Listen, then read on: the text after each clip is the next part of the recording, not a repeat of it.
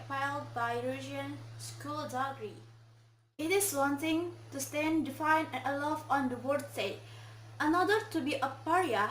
That is a message that Western government hope President Vladimir Putin will assert as he desires the coordinated expulsion of over 130 Russian diplomats by more than 2,000 countries in response to a never-jailed attack in Britain. America's decision to throw out 60 Russian officials accused of spying under diplomatic cover was the country's largest such action, exceeding even explosion in the chilliest years of the Cold War. President Donald Trump's government also ordered the Russian consulate in Seattle to close, citing in its proximity to a natural submarine base and to record of being an aircraft maker.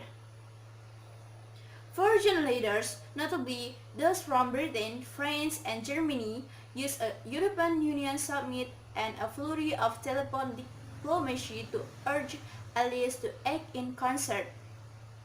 Suspected spooks were given their marching order from Oslo to Ottawa and from Cape to Canberra. New Zealand silently admitted it knew of no undeclared Russian agent on its soil, and so could not join the effort.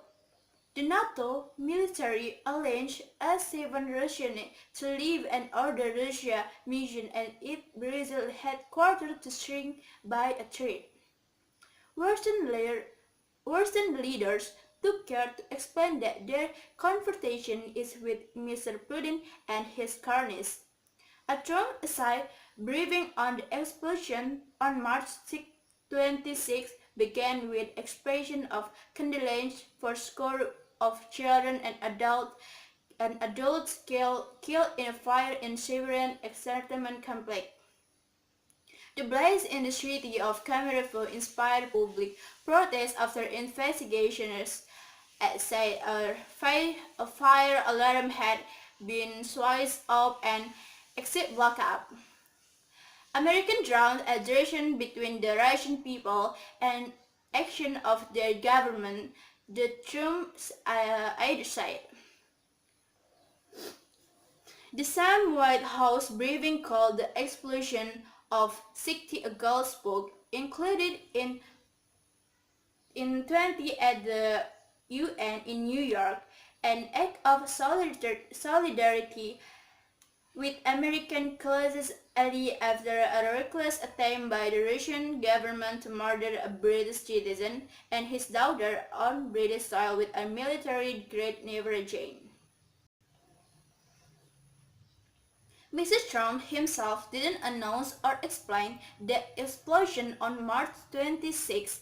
His tongue were busy in the days after Britain, the Russian government used a nerve against Novichok in the search of an English cathedral city in a bid to kill a former Russian spy, Sergei Skripal, and his daughter Yulia. Tom tweeted commented a church terrorist attack in France and denied that he is struggling to recruit good lawyers. The president tweeted that he would win a fight with the former vice president, Jordan, who would go down fast and heard crying all the way. But his Twitter account was silent as 60 Russians were ordered out of his country. Indeed, Mr. Trump has never breathed a word of criticism of Mr. Putin.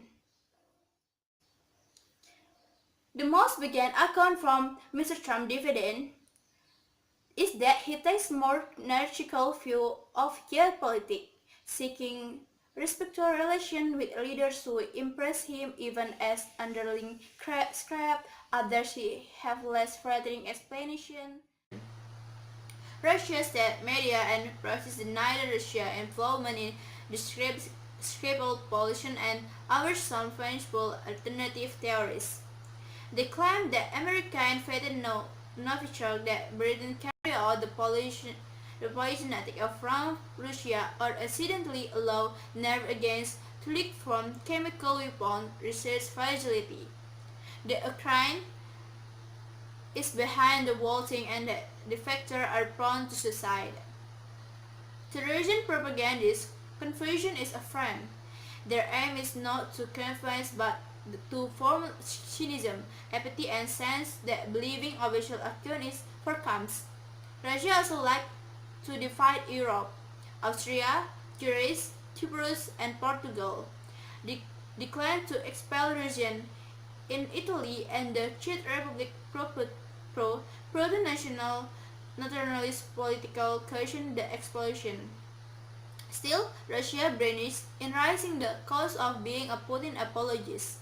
BRICS, Britain and Mr. Trump America are learning the power of alliances such as EU and NATO. Isolation has its downside. Thank you.